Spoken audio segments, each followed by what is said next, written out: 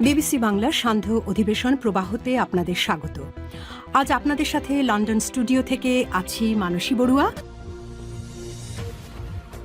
বাংলাদেশের সর্বশেষ গুরুত্বপূর্ণ আপডেট সংবাদে আপনাকে স্বাগত। শুরুতেই সংবাদ শিরোনাম, পরে বিস্তারিত।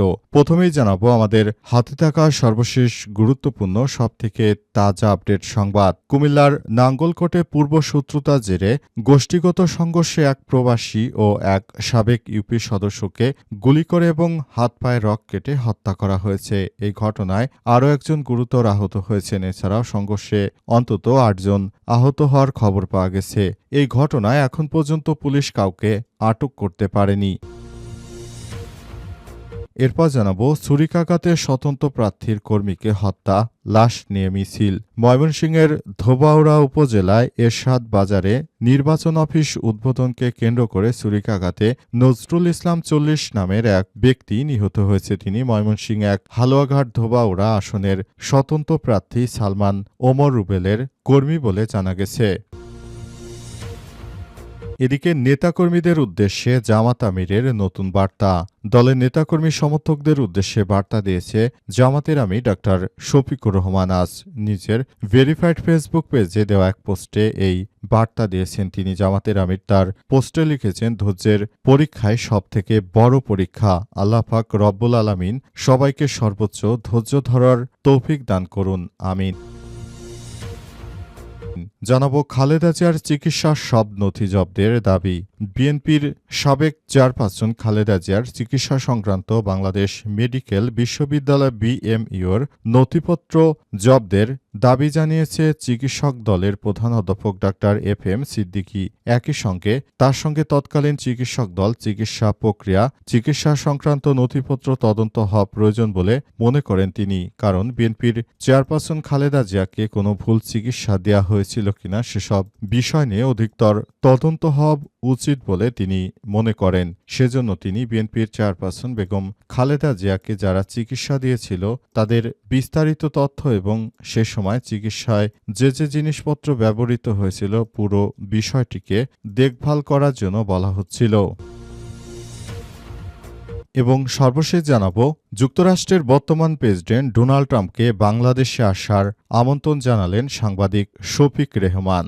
যুক্তরাষ্ট্রের প্রেসিডেন্ট ডোনাল্ড ট্রাম্পকে বাংলাদেশে আসার দাওয়াত দিয়েছেন জায়জাদিন পত্রিকার সম্পাদক শফিক রেহমান। সাবেক প্রধানমন্ত্রী খালেদা জিয়ার স্মরণে আজ নাগরিক সমাজের শোক সভায় এই দাওয়াত দেন তিনি বলেন, মিস্টার ট্রাম্প, আপনি বাংলাদেশে আসেন, আপনাকে দাওয়াত দিচ্ছি। প্রিয় দর্শক, এতক্ষণ শুনছিলেন সংবাদ শিরোনাম, এবারে বিস্তারিত। তবে তার আগে বন্ধুরা, অনুরোধ থাকবে এই সংবাদটিতে একটি লাইক দিন। এই চ্যানেলে আপনি নতুন হয়ে থাকলে আমাদের সংবাদটি দেখতে দেখতে চ্যানেলটি সাবস্ক্রাইব করে রাখুন। কমেন্ট করে বন্ধুরা আপনার মূল্যবান মতামত জানিয়ে দিন আপনি বিশ্বের কোন দেশ থেকে বা বাংলাদেশের কোন স্থান থেকে আমাদের সংবাদটি দেখছেন এবং শুনছেন। আর বন্ধুরা, সংবাদটি আপনার সোশ্যাল মিডিয়া ফেসবুকে শেয়ার করে বন্ধুদেরও দেখার সুযোগ করে দিন। গাজা যুদ্ধে আপনি যদি নিরীহ ফিলিস্তিনিদের ভালোবেসে থাকেন, কমেন্টে ইয়েস লিখে পুরো বিশ্বকে জানিয়ে দিন। এবারে বিস্তারিত। কুমিল্লায় গুলিতে ২ জন নিহত। কুমিল্লার নাঙ্গলকোটে পূর্ব শত্রুতার জেরে গোষ্ঠীগত সংঘর্ষে এক প্রবাসী ও এক সাবেক ইউপি সদস্যকে গুলি করে এবং হাত পায়ে রক কেটে হত্যা করা হয়েছে। এই ঘটনায় আরও একজন গুরুতর আহত হয়েছে। এছাড়াও সংঘর্ষে অন্তত ৮ জন আহতর খবর পাওয়া গেছে। হত্যার ঘটনায় এখনও কাউকে আটক করতে পারেনি পুলিশ। আজ শুক্রবার নাঙ্গলকোট উপজেলার বক্সগঞ্জ ইউনিয়নের আলিয়ারা গ্রামে আবুল খায়ের মেম্বার গ্রুপ ও নিহত সালেহ আহমেদ মেম্বার গ্রুপের মধ্যে রক্তক্ষয়ী সংঘর্ষের ঘটনা ঘটে। নিহতরা হলেন প্রবাস ফেরত ১ মাস দেশে ফেরা দেলোয়ার হোসেন নয়ন ৪৫ এবং বক্সগঞ্জ ইউনিয়নের সাবেক ইউপি মেম্বার সালেহ আহমেদ বয়স ৭০। তারা সম্পর্কে চাচা ভাতিজা। নিহত দেলোয়ার হোসেন নয়নের ছেলে ফয়সাল আহমেদ জয় অভিযোগ করে জানান, তার বাবাকে গত বছর হত্যার উদ্দেশ্যে শিকার আলাউদ্দিন মেম্বারের ছেলে রমিজ মনামিয়ার ছেলে তৌহিদ মিন্টু ছেলে অনিক মকজুল মেম্বারের ছেলে শামসুদ্দিন তোতামিয়া মিয়াসহ ২ শতাধিক লোকজন প্রথমে পায়ে গুলি করে মাটিতে পড়ে গেলে ২ হাত ও ২ পায়ের রক কেটে মাথায় আঘাত করে হত্যা করে। এই ঘটনার তীব্র নিন্দা জানিয়ে তারা এর প্রতিবাদ জানিয়েছে এবং নিন্দা জানিয়েছে, পাশাপাশি দ্রুততম সময়ের মধ্যে যেন ওই হত্যাকারীদেরকে আটক করা হয় সেজন্য প্রশাসনের সর্বোচ্চ সহযোগিতা চেয়েছে। প্রশাসনের পক্ষ থেকেও এই ঘটনা ঘটে এবং পুরো সিস্টেমেটিক ওয়েতে সবকিছু করা হচ্ছে।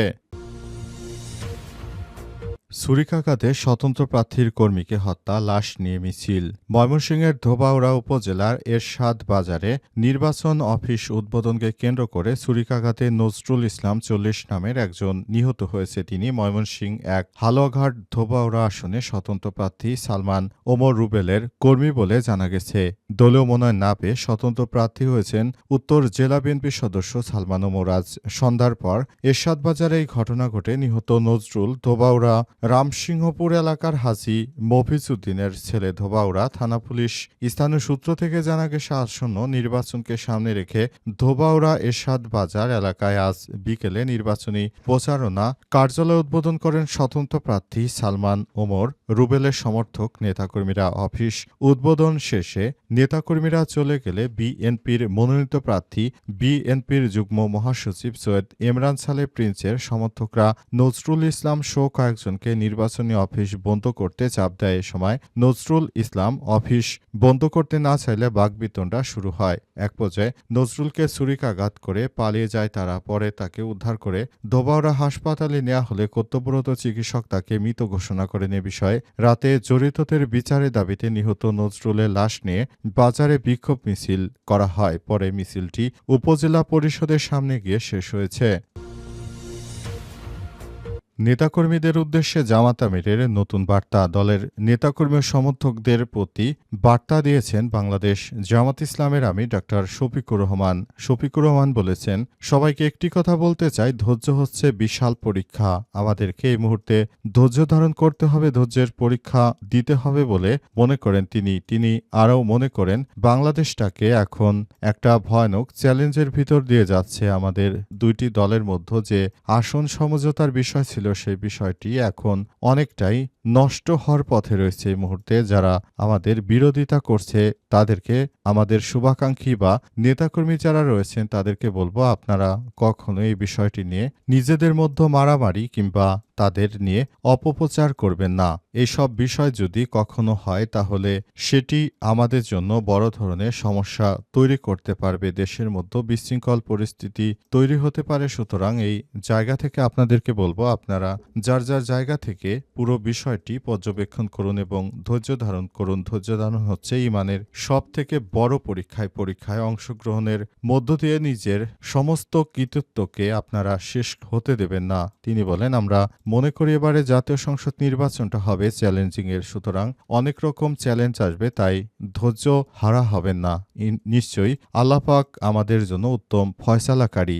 জামাতের আমির আরও বলেন, আমাদের থেকে যারা চলে যাচ্ছে কিংবা যারা আমাদের জোট ভেঙে চলে যাচ্ছে তাদের জন্য আপনারা কখনোই নিজেদের এই বিষয়গুলোকে আপনারা মেনে নেবেন না। তাই সবাইকে বলবো, আপনারা কখনোই আমাদের বিরোধী দলীয় যে পক্ষ রয়েছে তাদেরকে নিয়ে কখনোই কটূক্তি করবেন না কিংবা তাদের বিরুদ্ধে তাদের সাথে ঝগড়াঝাটি মারামারি হানাহানিতে কখনোই যাবেন না। সব সময় আপনারা আমাদের সঙ্গে থাকুন। আশা করছি আগামী জাতীয় সংসদ নির্বাচনে এবারের নতুন বাংলাদেশ গড়ে তোলার জন্য সবাইকে একসঙ্গে মিলেমিশে কাজ করতে হবে, সেই প্রত্যাশা ব্যক্ত করেছেন এবং নতুন বাংলাদেশ গড়ে তোলার জন্য কাজ করবেন বলে জামাতের আমির তার নেতাকর্মীদেরকে সেভাবেই নতুন এই বার্তায় নির্দেশনা দিয়েছেন। আশা করা হচ্ছে এবারের নতুন বাংলাদেশ গড়ে তুলতে তিনি সর্বোচ্চ প্রচেষ্টা অব্যাহত রাখবেন।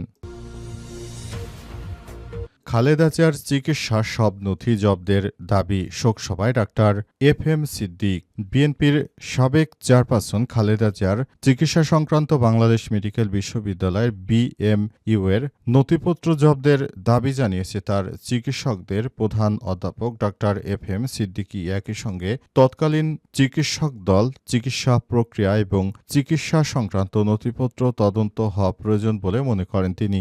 আজ বিকেলে জাতীয় সংসদ ভবনে দক্ষিণ প্লাজায় সাবেক প্রধানমন্ত্রী খালেদা জিয়ার স্মরণে নাগরিক শোক সভায় তিনি এমন উদ্ভট দাবি করেছেন। তিনি আরও বলেন, খালেদা জিয়া যে মারা গেছেন এবং তাকে নিয়ে আমরা অনেকেই নানা কথাবার্তা বলছি। আসলে খালেদা জিয়াকে সঠিক চিকিৎসা দেওয়া হয়েছিল কিনা সেসব বিষয় অবশ্যই জানা উচিত এবং সেই সম্পর্কে বিস্তারিত নথিপত্র আমাদেরকে ঘেঁটে দেখতে হবে যে কিভাবে কি হয়ে গেল এই বিষয়টি আমরা মেনে নিতে পারছি না। তিনি আরো মনে করেন এবারের জাতীয় সংসদ নির্বাচনে যে হাড্ডাহাড্ডি লড়াই হবে, যদি বিএনপি চেয়ারপারসন বেগম খালেদা জিয়া বেঁচে থাকতেন সেটা বিএনপির জন্য অনেক বেশি প্লাস পয়েন্ট হতো, কিন্তু শেষ পর্যন্ত বিষয়টি আসলে অন্যদিকে গড়িয়ে যাচ্ছে। সুতরাং এবার জাতীয় সংসদ নির্বাচনে নতুন করে আবার সমস্যা তৈরি হতে পারে এমনটা মনে করা হচ্ছে এবং সবকিছু আবার নতুন করে সবকিছু একত্রে করা হচ্ছে বলে মনে করা হচ্ছে।